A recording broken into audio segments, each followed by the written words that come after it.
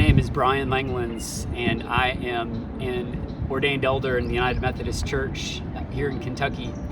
And I currently serve as the campus minister and associate dean for student life. And I also teach in the religion department at Georgetown College.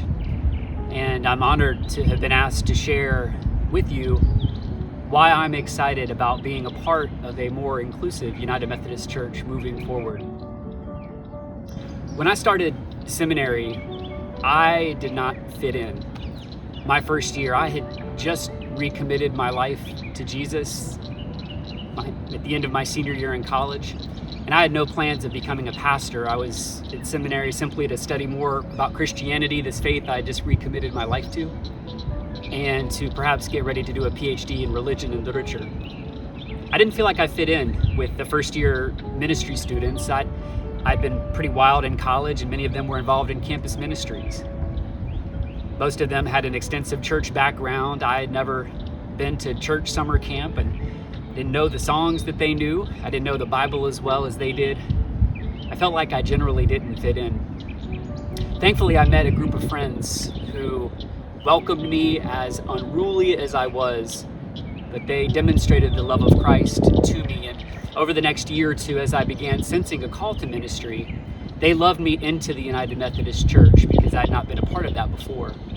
Because I had decided that these were the colleagues that I wanted to be in ministry with moving forward. One friend in particular, whose name was Rob, comes to mind as someone who welcomed me, who was so friendly and gracious and kind to me. Rob was one of these people he was a cradle United Methodist. He'd been all his life part of the church, grown up in the church. And it was obvious he had so many gifts and graces for ministry. Even before we had taken a ministry class, I remember him showing me a VHS video of him preaching a sermon at a church that he'd interned at. It was like an 18-minute sermon. And he didn't even use any notes. And I just remember thinking, when I grow up, I want to be able to preach like that guy. So many gifts and graces for ministry. Well, after our second year, my wife was in seminary up in New York City. Rob and I both decided to do our hospital chaplaincy internships in New York City.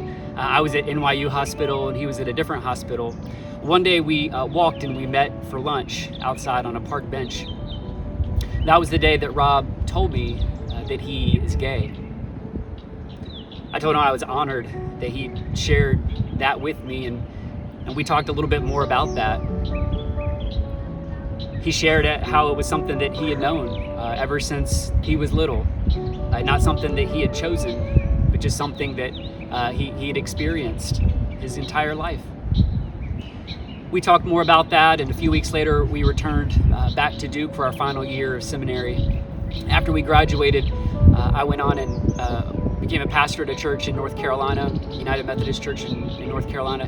He went on and became the pastor of United Methodist Church down in Mississippi.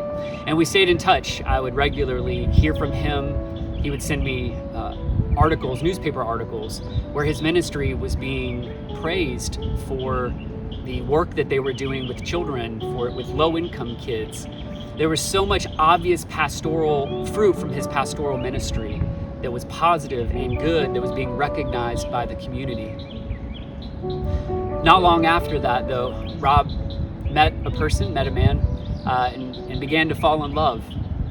He had a difficult decision to make at that point because he knew that he could not pursue that or be open to that relationship and remain a United Methodist elder under the current religious rules that the United Methodist Church had. And so after a lot of soul searching and prayer, Rob decided to turn in his credentials for ordination, and he left the United Methodist Church so that he could be open to the possibility of that relationship.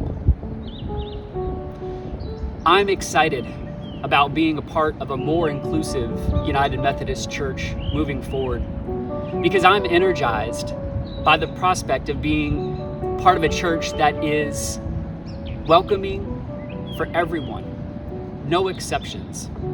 I'm energized by being a part of a church where the marriage covenant and where ordination is open to everyone, regardless of who they love. Thank you for taking the time to listen today. God bless you. Take good care.